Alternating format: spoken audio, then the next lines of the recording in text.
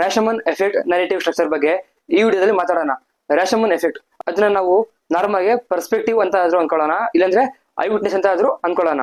ಆಗಿರೋ ಇನ್ಸಿಡೆಂಟ್ ಒಂದಾಗಿರುತ್ತೆ, ಆದ್ರೆ ಅದನ್ನ ನೋಡಿರೋ ಕ್ಯಾರೆಕ್ಟರ್ಗಳು ಅವ್ರ ಪರ್ಸ್ಪೆಕ್ಟಿವ್ ಅಲ್ಲಿ ಏನ್ ಅರ್ಥ ಮಾಡ್ಕೊಂಡಿದ್ದಾರೆ ಅದೇ. ಇದನ್ನ ಹೇಗ್ ಮಾಡ್ಬೋದು ಅಂದ್ರೆ, ನೀವು ಫಸ್ಟೇ ಕಾನ್ಫಿಡೆಂಟ್ ಅಂತ ತೋರಿಸಿ ಆಗ ಜನರಲ್ ಕ್ವಶನ್ ಮಾರ್ಕ್ ಉಳಿಯುತ್ತೆ. ಅದಾದ್ಮೇಲೆ ನೀವು ಮೊದಲೇ ಐಡಿಯಾ ಇರ್ಬೇಕು ನಿಮ್ಗೆ ಹೆಂಗ್ ರಿಲೇಷನ್ ಮಾಡ್ಬೇಕು ಎಂಡಲ್ಲಿ ಅಂತ. ಅವಾಗ ನೀವು ಕ್ಯಾರೆಕ್ಟರ್ಗಳನ್ನ ಬರ್ಕೊಂಡು ಇನ್ಸಿಡೆಂಟ್ ಇಂದ ಆ ಕ್ಯಾರೆಕ್ಟರ್ಗಳು ಏನೇನ್ ಹೇಳ್ಬೋದು, ಆ ಪರ್ಸ್ಪೆಕ್ಟಿವ್ ಏನ್ ಹೇಳಿದ್ರೆ ಜನರು ನಂಬ್ತಾರೆ ಅಂತ ಹೇಳ್ಬೇಕು. ಜನರುಗಳಿಗೆ ಕ್ಲೈಮ್ಯಾಕ್ಸ್ ತನಕನು ಯಾರು ಹೇಳ್ತಿರೋ ಸರಿ ಯಾರು ಹೇಳ್ತಿರೋ ತಪ್ಪು ಅಂತ ಒಂದು ಪ್ರಾಪರ್ ಕನ್ಫ್ಯೂಷನ್ ಇರಬಾರ್ದು. ಆ ತರ ಇರುತ್ತೆ. ಇದನ್ನ ನೀವು ಶೂಟ್ ಹೋಗಿ ಮಾಡ್ಕೊಂತೀನಿ ಇಲ್ಲ ಎಡಿಟಿಂಗ್ ಮಾಡ್ಕೊಂತೀನಿ ಆಗಲ್ಲ, ಇದೆಲ್ಲ ಪೇಪರ್ ಅಲ್ಲೇ ಬರ್ಕೊಬೇಕಿರುತ್ತೆ. ಈ ರಾಶಮನ್ ಎಫೆಕ್ಟ್ ಯೂಸ್ ಮಾಡ್ತಿರೋ ನಿಮ್ಗೆ ನಿಮ್ ಸ್ಟೋರಿಲಿ ಆಡಿಯನ್ಸ್ ಸ್ಟಾರ್ಟಿಂಗ್ ಇಂದ ಎಂಡಿಂಗ್ ಬರುವನು ಎಷ್ಟು ಇನ್ವೆಸ್ಟ್ ಆಗಿದ್ದಾರೆ ಅನ್ನೋದು ತುಂಬಾ ಇಂಪಾರ್ಟೆಂಟ್ ಆಗುತ್ತೆ ನಿಮ್ ಸ್ಟೋರಿಲಿ. ರಾಶಮನ್ ಅಂದ್ರೆ ಪರ್ಸ್ಪೆಕ್ಟಿವ್, ಅದರಲ್ಲಿ ಪ್ರತಿ ಕ್ಯಾರೆಕ್ಟರ್ ಹೇಳೋ ಯಾವ್ದು ಸರಿ ಯಾವ್ದು ತಪ್ಪು ಅಂತ ಆಡಿಯನ್ಸ್ ಯೋಚನೆ ಮಾಡ್ಕೊಂತಾರೆ.